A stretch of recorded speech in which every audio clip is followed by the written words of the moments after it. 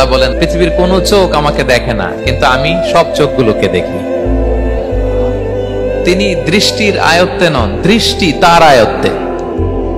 তিনি দৃষ্টির আয়ত্তে নন, বরং দৃষ্টিগুলো তার আয়ত্তে। তাকে দেখা যায় না, কিন্তু আল্লাহ তাআলাকে দেখা না গেলেও তাকে অনুভব করা যায় কি যায় না?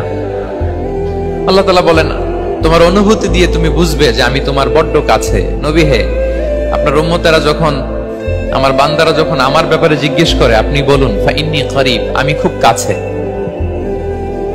আল্লাহ কি দূরে না কাছে? সবাই বলুন দূরে না কাছে?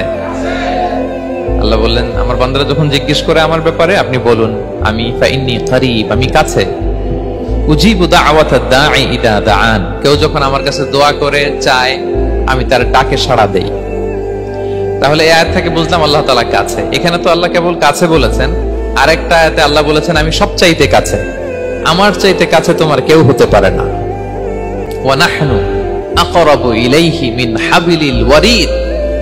আমাদের এখানে গ্রীবাস্থ একটা ধমনী আছে, এই ধমনীটা কেটে দিলে মানুষ মরে যায়।